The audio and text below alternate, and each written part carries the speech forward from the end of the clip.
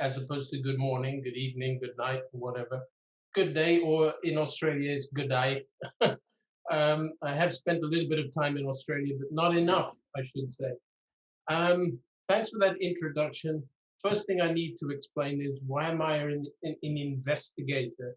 Well, if you think about it, that's what a lawyer is. Perhaps not a criminal lawyer, but a good lawyer is an investigator. So I've been investigating companies since I was in my early 40s. That's my job. And a lot of the time, what companies have retained me to do is to make sure that they don't do anything illegal. In other words, prevention instead of finding a cure. If a lot of companies do things that are illegal and they don't even know it, and that includes taxes and VAT. They don't realize that they're doing something illegal. So I've been retained by many companies from all over the world to try and make sure that they are not stepping on the wrong side of corporate law. But it's really interesting what I've discovered along the way is that I know what makes a company work. I know what makes it fair. And that is not because I'm smart or anything like that. It's simply being 40 years in this business. And I heard you say, Celine, everyone should do their due diligence. I think that can be a little bit misleading because if I ask anybody on this call, how do you do your due diligence? Pretty much everyone will say, well, I do use Google. I mean, just nod your head or raise your hand. Have you Googled? Yeah, okay. Google, for me, is the same as a public toilet wall where anyone can write anything. And if you believe some of that stuff, you're a sad person. So what it does is the truth that is on Google is also very dissolved by the falsities that is on there. And any professional, I think I've said this before on one of these calls, if you went to see your lawyer or a solicitor, and you said to him, you start to tell him your story, and you say, "Well, think I'm a bit of a, have a little bit of a problem in my life," and you explain it to him. If he then turned around in his seat and Googled your problem, what would you do? And it's the same thing as if you go to see a doctor and you tell your doctor where you've got pains, and he gives you a puzzled look, and he just says, well, let me Google that. I think you'd change your doctor. So people, you've all seen it, what's written on Google about CASHFX. Some of it is true, that's the good stuff, but very little good stuff is actually written there. What people love to do is spread bad news. And that's been coming up to a crescendo recently, where bad news travels fast. We all know that. You know, why do people go to Formula One motor racing? I'm sorry, if they were honest, to see the crashes. You know, it's a sad fact. But if everybody goes around and nobody touches the barrier, nobody crashes into anything, sorry, they're not. It's not. It's a little bit boring. So there's excitement with bad news, and people love to spread bad news. People love to be the bearer of bad news. So over the last 40 years, I've been in a fortunate position because of my profession to build a network in the legal world. And that just takes time. It's nothing to do with being clever. It just takes time. And because I've worked and lived in lots of different countries, I have a network of lawyers in just about any field, including criminal law. I've never stepped into that branch. But in terms of corporate law, that's where my network is. So I started to do some investigation on CASHFX, not because, well, I joined already and then I started to investigate. Short story, I don't know if Peter Duke is on here, but anyway, Peter kept calling me 2 or 3 times. I knew him a little bit, not very well. And I thought, this man's going to be a pest, so I better return his call. And he told me about CASHFX, and I said, well, maybe not. So I joined to stop him from calling me. I just said, okay, I'm busy. How much is it? What's the minimum? $300. Okay, fine. Here you go. Finished. I didn't have a Bitcoin wallet to do it. So Peter's upline, Adrian, had to help me with that.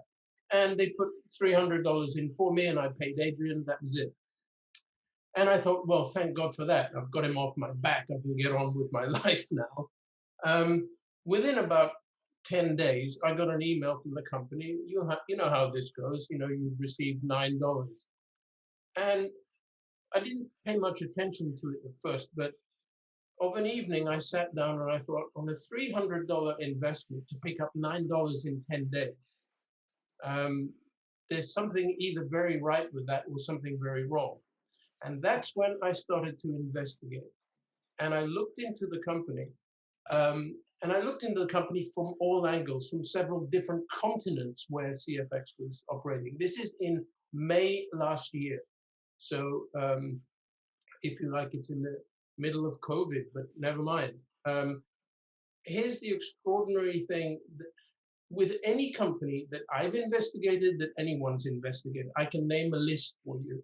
They have a history, and they have a history of it hasn't always been good, or they haven't always been good.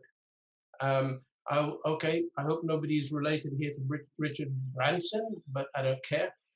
Richard Branson, very successful, very wealthy man. But he had to do some bad stuff to get his foot on the first step of the ladder. And I'm not going to go into details, but many, many companies have a gray area. There can be people, the owners of the company has filed bankruptcy, tax evasion, all kinds of things, including taking civil liberties, not just corporate liberties. And they get around that, and that's how they make their money, and then off it goes. I have to this day not been able to find anything on CFX, and I haven't found anything on Huskar Lopez or Edwin Abad either. So I've looked into what they did before they started with CFX, and I still can't find any, not even a gray area, and that is very extraordinary. So if I were to endorse this company, I'd be a little bit nervous about endorsing it because there is no guarantee. Richard Mord says this in every time he comes on the camera. There is no guarantee. But if you think about it, I've had people say to me, will I have success? And I said, if you sign up with $300, you will have success. You cannot fail to have success because there's no physical product that you have to market. What I did, I'm not a networker as such in terms of MLM networking. I put in $300 and then I upped it to $3,000, and now I'm at a much higher level than that. So I'm very much of a bare capital investor, and I have a team of 30 people, not by marketing this. I just have people, calling me up saying, Chris, now that you've retired, what are you doing? And I end up telling them about CFX, not because I want them to join, but it's just what I do some of the time or most of the time now. And I just find it, maybe I've got an extra smile on my face that people haven't seen before. I mean, the corporate world of legal stuff tends to bring you down a little bit. You end up like this. Now, maybe I'm just a happier person, but people are curious as to what I'm doing, and they start to join and they don't do any research on the company. I always tell people, go and do your research, but don't do Google, and they don't know what to do. And I'm fortunate enough where people look up to me and say, well, he's a lawyer, he's a corporate lawyer, he must have done all the diligence anyone would want. And if he's in, I'm in. I'm very fortunate having that, but I suggest you use that as well. But something else, I don't know if any of you managed to catch the interview with Jojo Dinsa. He is, a very influential character. The guy that I used to work for when I was in my 30s was very much like Jojo Dinsa, but he was only worth about $400 million at that time. This is a long time ago. So, Jojo being a multi-billionaire, I think around about the age of 40, he put as I understand it, his team of lawyers onto CASHFX and asked them to find out if this is okay. Obviously, they came back and said, yes, we couldn't find anything. Otherwise, Joe Jardinsa, multi-billionaire, wouldn't have joined. So I feel a little bit more relaxed now where I'm not endorsing the company. I'm still saying there is a risk. Every kind of investment has a risk. But you know what? There's a risk with crossing the road as well. And if I can just steal one little thing that Joe Jardinsa said several times in his interview, people fall into two categories. They are either risk takers or they're not risk takers. And very rarely do they cross that bridge until maybe they get older and wiser and the non-risk takers become risk takers. Well, what Dinsa said was the non-risk takers always end up working for the risk takers. They're the risk takers are the employers. They're the ones who are willing to lose it all, perhaps. And I know many, many people who would never think about opening their own company or doing something as a one-man show entrepreneur. And I don't bother with CASHFX with them because they're not going to do it. They're the ones who prefer to, they say they sleep well. If their money is in the bank earning nothing, and they wouldn't sleep well if they had some money here in CASHFX earning 250% more than what their banks give them.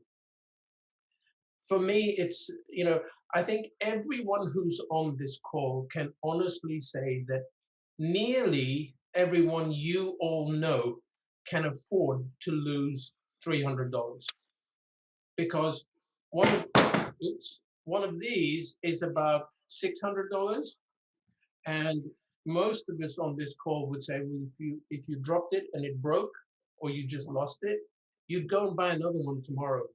You'd find the money. So can everyone afford just $300? Afford it, put it aside, put it into CASHFX. This is what I say to people. And they want to find out, is the company okay? Will I be a success? Well, put the money in there and come back 3 months later and see if you've been a success. They won't get past the first 10 days because every 7 days, an email comes to them saying they've made this much. And they don't have to be very smart to know that to get an interest of $9 or $10 on a $300 deposit, there's something very, very right or something very, very wrong. And that's what I looked into on this. I'm not looking back at all. Yes, I have a pension. I have a state pension now as well. But I also have a corporate pension. But this to me is a legacy that I'm going to leave for not so much children, they're in their mid-30s, but I have one grandson. So is this going to be a college fund for him? No, you don't need to go to college, really. I'm someone who's been 10 years in college. You don't need to go to college, not today. When I went to college, there was no internet. So I'll finish with this. Look at the technology that we're all exposed to, and most of us are forced to using it because we're at home. We can't go to work or we don't even have a job. The youngest employee that I had in my company, and my headquarters is in Ecuador. The youngest came at the age of 24, straight out of university with a degree. And he asked me a question. And it was a very honest question. I took him to lunch. He said, Chris, when you were my age, what kind of mobile phone did you have? Yeah, I just looked at him and he realized that was a pretty dumb question. But here's someone who's born into a world where everyone has a mobile phone. Use the technology. There are some people here who are in my age bracket at least, use the technology that we never had. I had to go to the library every time I wanted to look something up when I was a law student. I had to learn how to use the Encyclopedia Britannica. Now, 5 seconds and you have the answer on here. And that's just with normal apps. For the legal world, there are apps that you pay for and you get very detailed information about it. So just use the technology.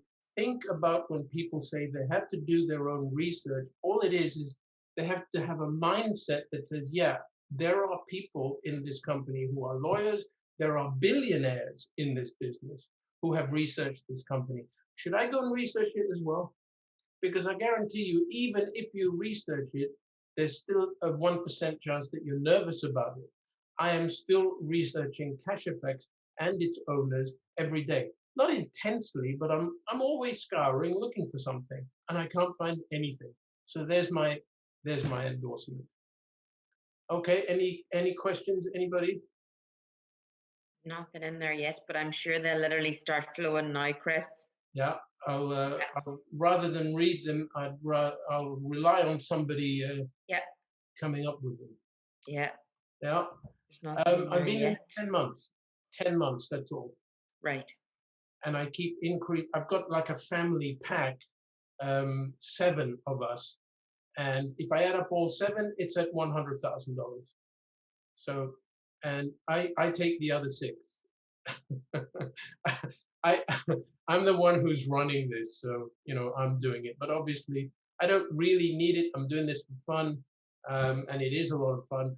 But I can see for some of the people that have joined my group, this is something peculiar for Sweden. Very, very few people have a corporate pension. Very few. I don't think it's even 2 or 3% of the population have a corporate pension, because when they start working for various companies, they they're given the option if they want to contribute, and they invariably say no. Well, guess what? When they come to 65 or when they get to 60, there's a funny thing goes off in your head when you reach your 60s. They realize at 65 they've got to live off a state pension. So they've worked all their life, haven't, yeah, maybe saved a little bit, but to live off a corporate pension in Sweden, it's £1,000 British pounds per month.